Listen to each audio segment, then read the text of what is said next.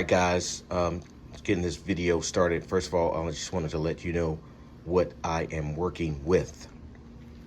So this ballast, I'm presuming is bad. I'm about to test it, and this is the replacement ballast. Okay. These are the instructions. You're not going to need these because this is the reason for the video. These you will need if you don't have them. Okay, these are the wire stripper cutters. I get a decent set. I believe I paid about 11 bucks for these. And most definitely you will need a multimeter tester.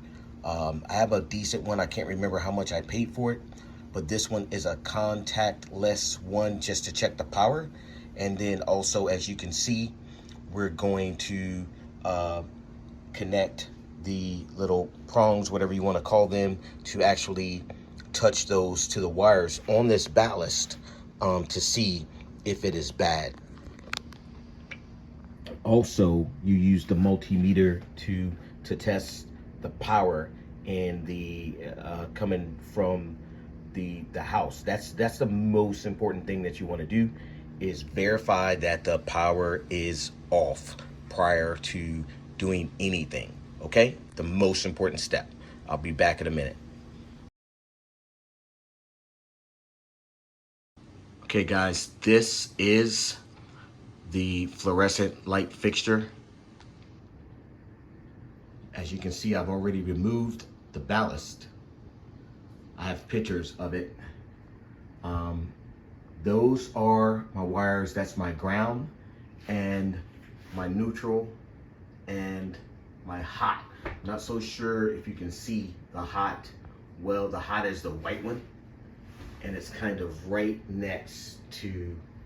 All right, so now that I repositioned the camera, so you should be able to see it. All right, and then here is, that's my red wire hanging down here. I'll show it to you. All right. Now, your wires may be different colors, but you get the right ballast and you line it up correctly, and you just match the colors up. You match blue to blue, black to black, white to white, red to red, etc. As you can see, the light fixture is now working. All right, guys, so wrapping this up, this part is pretty important. So I did a ballast test on the old ballast that is bad, and you guys can do research videos on YouTube for that if you need to. So this ballast test was inaccurate. The ballast is bad, so I could not confirm with the ballast test using my multimeter, that the ballast was bad. And I made sure the settings were was correct. I double and triple checked it, and I could not get a reading using this setting. I believe you turn it to ohms, all right, and you see that OL. And if you touch the connectors to the white, touch and then you check each of the other connectors, all right, with your other probe, and I never got a reading. It just remained OL. All right, so that's not good, because if the ballast is bad, you're supposed to get a reading. It should show a resistance, is what they call it. Okay, so I had everything exposed. You guys saw that. I said I can't leave it exposed. So, you know, I'm not a professional electrician. So what I did is I did have a replacement ballast. All right, a brand new ballast that I purchased that matches the one that was bad. So I installed it properly. All right, so you're gonna need your, you know, your crimpers, or whatever you want to call it. Not crimpers, but your wire strippers / cutters. Sorry. All right, you can see these are the pieces, you know, where I strip the wires, and you're gonna need these type of to reconnect your things. I just get a small pack. You don't need anything large.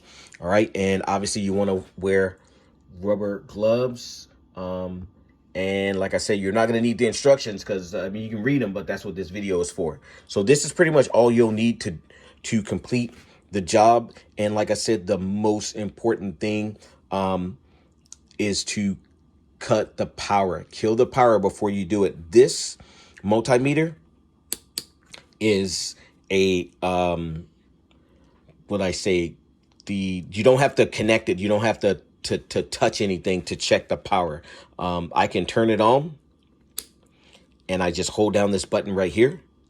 And if I'm close to electricity, it will check the power. All right, it'll beep. So I hold this button down and it'll beep, letting me know power is coming from the unit. So I checked it with the power on, and I did see the beep, and I checked another outlet that was live, and I did hear the beep. All right, not see it.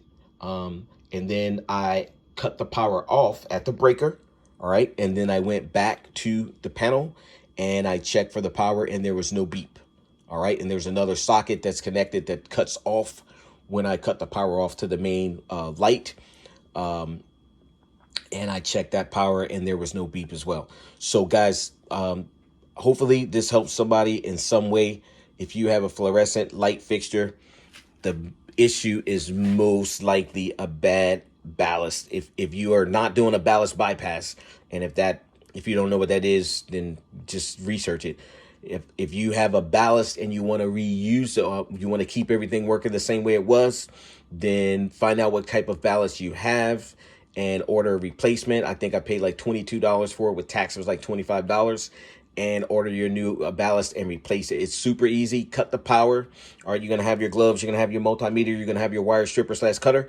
All right. Once you do that, you're going to just cut the wires. As you guys can see, I didn't cut them super close, or you're going to have plenty of wire left. All right. You cut those and you go ahead and unscrew your thing, unscrew your ballast. All right.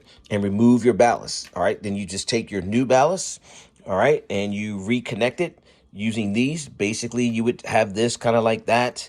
And these have them lined up at the end. I can't do it with one hand.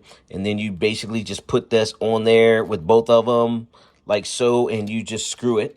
All right, and they will make a connection, and that's it. Okay, hopefully this video saves somebody some time, some money. You guys have a great day. Don't forget to like and subscribe. Thank you.